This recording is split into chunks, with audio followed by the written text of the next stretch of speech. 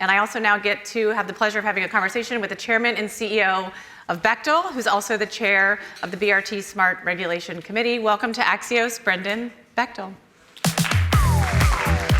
Hi. Thanks for being here. Thank you. Ooh, hopefully you guys are warming up because it's a little chilly backstage. All right, Brendan, we're going to jump straight in. Please. You have called permitting reform the single biggest thing policymakers can do to unlock economic opportunity in America. Tell us why.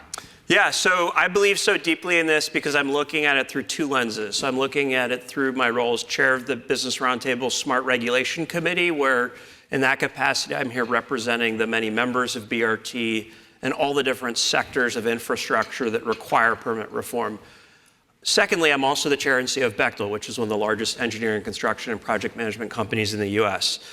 We build the infrastructure that powers and moves our economy. So energy, power, telecommunications, data centers, everything connected to artificial intelligence.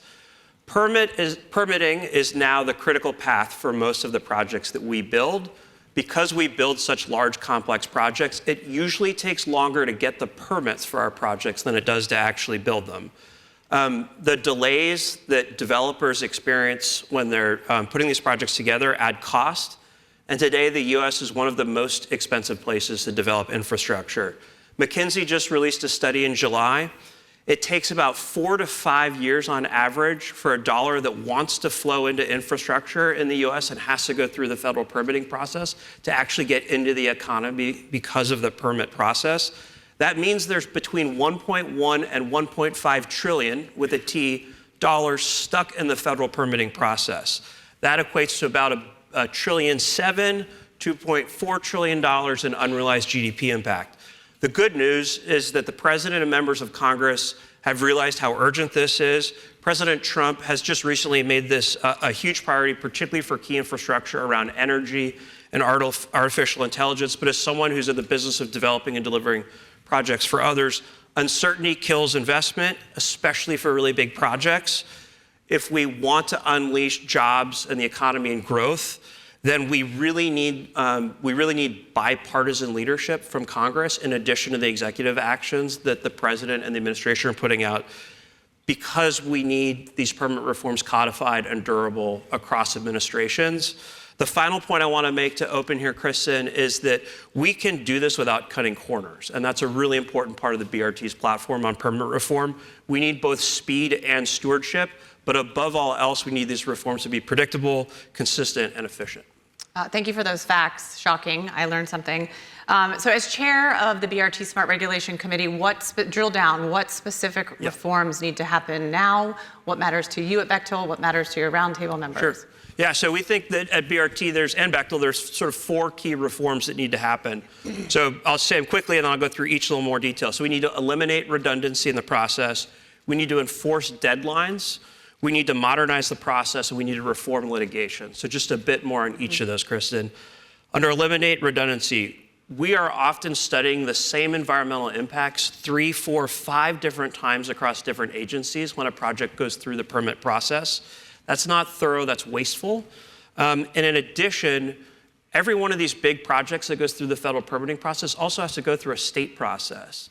And the state process generates a ton of very useful, reliable scientific data. Why can't we just use that same data in the federal process? Under deadlines, right now there's no real consequence if an agency doesn't achieve the deadlines that have been set through things like the Fiscal Responsibility Act or FAST 41. The solution, we think, is that the agency gets 90 days after the environmental impact statement or the environmental impact assessment is complete. They get 90 days to decide, and if they don't decide, it's a yes. Mm-hmm. That will create pressure to actually get to a decision. That'll drive accountability. We also think it's reasonable and achievable. I'll talk maybe later about some examples. Under the process and how not modern it is, we're using a 1970s permitting playbook for 21st century infrastructure right now. We have categorical exclusions, we have programmatic reviews for a reason, but we're not using them nearly as effectively as we could. If we want to win, we need speed as a nation. Our competitor nations aren't waiting. We're ceding the ground right now. And then this is maybe the most difficult, but it's one of the ones I'm most passionate about because the data is so alarming. But reforming litigation is going to be so important, and it's going to be really hard. But here's some statistics. So 28% of major projects that go through the federal permitting process get litigated. It's about 2/3 of all solar projects, half of all pipelines, as an example. It's always the really big, complicated ones that get litigated. Of those 28% that get litigated, 89% cite NEPA violations. So that tells you a lot of this hangs on the treatment of NEPA legislation. Of those 28% that get litigated, in 80% of the cases, the agency's issuance of the permit still stands at the end of, on average, a 4.2-year delay.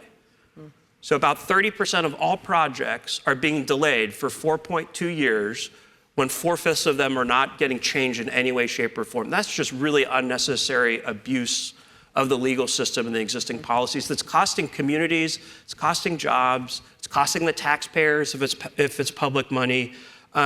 We will never achieve energy dominance if we're litigating our way out of our energy future. And courts just, in my view, shouldn't be able to kill a great project because of sort of legislative wrangling that in the end is not going to prevail anyways. Right now you have 6 years to file a lawsuit after a project's received its permit. It should be 150 days. Yeah. Okay, you mentioned dominance, AI. Yeah, yes. Let's go there for a second. Please. And I do want to get to those examples. Yeah. But we can't have a conversation without bringing in AI and the infrastructure and the energy that's needed to power this. Yeah. In your opinion, is this permitting reform the linchpin to ensure America wins the AI race? Yes, obviously, it has to be. The good news is that this administration has already realized that, and they're doing everything that they can through executive action to help speed that process up. But and we design and build these AI data centers, which are not your typical data centers. They're much more complex. Which is why we do it in a very highly integrated way, all the way from the permit process through to commissioning the plant. But we don't get to start any of that until a permit's issued. So yes, absolutely. If we want to win the AI race as a nation, then the front end of that, the critical path, is going to be the permit process. Okay, let's get to some of those examples. Yeah. Let's start with the bad. Yeah. Give me an example of where permitting reform really has been a challenge. Yeah, so this one's a little close to my heart, but the example I'll use is a liquefied natural gas facility in Texas. The customer, our customer, the developer, NextDecade, spent 10 years getting their permits for this project. From an economic impact perspective, this was the largest financing package ever in the US for a greenfield energy facility. There were over 70 purchase orders placed in the economy before the project even got started. At peak, we'll have 5,000 construction workers on the project, 35% of whom will come from the local community, just like massive, massive economic opportunity. So we broke ground on the project in October of 2023. A lawsuit was filed. After about $1 billion of the customer's money had been spent, we had probably 2,000 people getting paychecks already at site. We're a year into the project. The DC Court of Appeals revoked the FERC permit in 2024. Totally unprecedented, sent a shockwave through the energy industry. When is a permit really a permit? After 8 months of delay and uncertainty, the court fortunately finally gave some kind of indication that FERC, you have to go back through and re-examine some minor changes that have been made to the design. But it created all this uncertainty hanging over the project. Fortunately, now, over a year later in the summer, FERC approved, again, the permit. So again, disruption, uncertainty, delays, nothing changed as a consequence of this. It's now one of the 4 LNG projects we're building on the Gulf Coast. But the court reversals like this are whiplash. And if you're making a $10 to $20 billion investment in a local economy, and this can happen after you've already spent $1 billion and you already have all your final permits, why would you make those decisions going forward? Such loss. Bechtel is a global company. You mentioned Backstage. You're building all over the world. Let's end on a high note. Yeah. Give me an example of something that is working well, a shiny example. Yeah, so I think that the kind of permit reforms that we've seen happen in places like Canada and Australia and the EU, I think are really interesting because it's an example of the opportunity we have, but we have to seize it. So all of those jurisdictions have basically set a deadline of thou shalt get your permit within 3 years or not. The example I love is a project we worked on in Australia, the Western Sydney Airport. It's the first greenfield airport built in Australia in 35 years. Total permitting time from site designation to final approval, including public comment period, subsequent review and revision, was 2.5 years. So the government picked the site. From the time they picked the site, whole comment process, all the revisions that needed to be made to final approval so that we could start moving dirt was 2.5 years.